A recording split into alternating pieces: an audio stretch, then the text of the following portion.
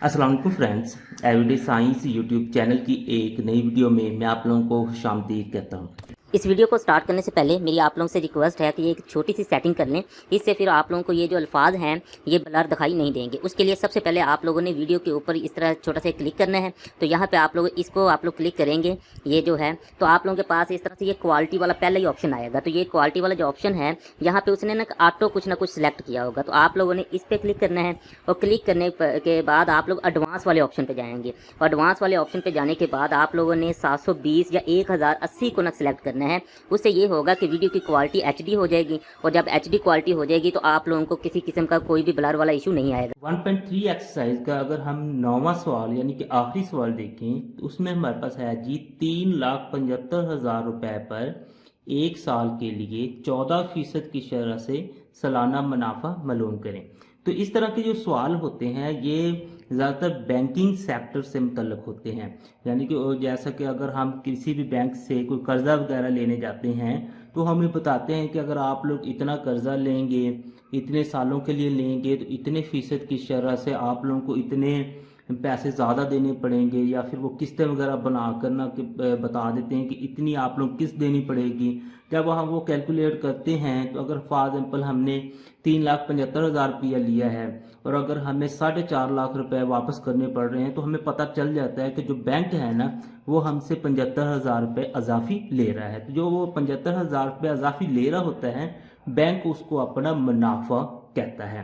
तो इस तरह के सवाल हल करने के लिए ना आप लोगों को एक फार्मूला है ना जो वो अच्छे तरीके से आना चाहिए। तो वो हमारे पास फार्मूला कुछ इस तरह से है कि मुनाफा जो है ना कि वो बराबर होता है P ज़रब R ज़रब T बटा 100।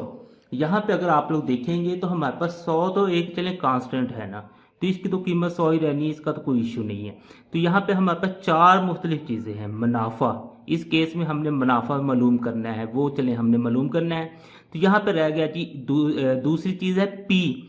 पी का मतलब है प्रिंसिपल अमाउंट, यानी कि वो रकम जो कि ना कि बैंक ने हमें देनी है या हमने किसी को देनी है, जो असल रकम होगी उसे हम ना कि प्रिंसिपल अमाउंट कहते हैं, उसे पी से ज़ाहिर करते हैं।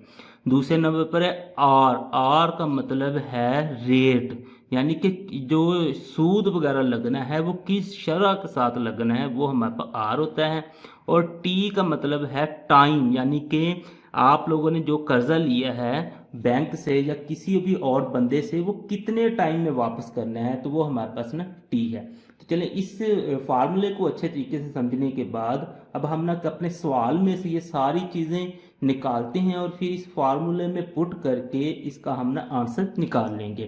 तो अगर हम यहाँ से देखें तो हमारे पास सबसे पहले जो चीज़ है ये जो रकम है, यानी कि 3,75,000 रुपया जो है इसको हमने इस्तेमाल करना है ये एज ए प्रिंसिपल अमाउंट। तो इसको हम ना डायरेक्ट चले लिख देते हैं P इज इक्वल टू, हमने लिख देते हैं 3,75,000 रुपये।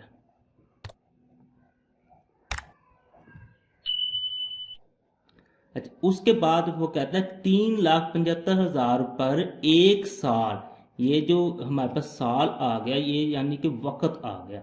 वक़्त दूसरे लफ्ज़ों में हम ना कि इसको टाइम यानी टी से ज़ाहिर करेंगे, वो हमारे पास है जी एक साल। उसके बाद हमारे पास आ गया जी ये जो है शरह, यानी कि रेट जिसे हम कहेंगे। तो यहाँ पे हम शरह लिख देते हैं और इसको हम ना के आर से ज़ाहिर करेंगे रेट से, वो हमारे पास है जी 14%। अब नेक्स्ट हमने मुनाफा मालूम करना है, तो वो हम ना कि इधर लिख लेते हैं कि मुनाफा हमने मालूम करना है। तो फार्मूला मैंने आप लोगों को शुरू में बता दिया कि जो मुनाफा का फार्मूला है वो हमारे पास है जी P ज़रब R ज़रब T बटा 100। तो यहाँ से हम ना कि कीमतें निकालते हैं और ये जो कीमतें हमने निकाली हुई यहाँ पे हम पुट करते हैं और मल्टीप्लाई वगैरह करके हम ना अपना जवाब निकाल लेंगे। तो यहाँ से हम देखें तो P हमारे पास है जी 3,75,000, तो ये हमने ऐसे ही लिख देते हैं। R हमारे पास है जी 14, तो ये हमने लिख दिया।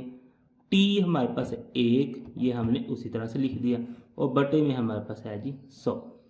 तो एक तरीका तो ये है कि आप लोग 3,75,000 को 14 से ज़रब दें, जो जवाब है उसे 100 पे तकसीम कर लें, या फिर इन दो ज़ीरो को इन दो ज़ीरो से काट दें। बाकी जो आंसर नीचे तो अब कुछ नहीं बचा, ऊपर जो बची हैं चीज़ें उनको आपस में ज़रब करें तो आप लोगों के पास आंसर आ जाएगा। तो चलें हम ना कि जो बची है हमारे पास उनको ना कैलकुलेटर की मदद से ज़रब दे देते हैं। तो हमारे पास है जी 3, 7, 5 और एक हमारे पास 3, 7, 5 0 है। इसको ज़रब हमने देनी है 14 से, तो हमारे पास आंसर आ जाए 52,500। तो ये हमने इधर ऐसे लिख देना है, यानी कि जो बैंक मुनाफा लेगा ना तो वो हमारे पास 52,500 रुपये आएगा।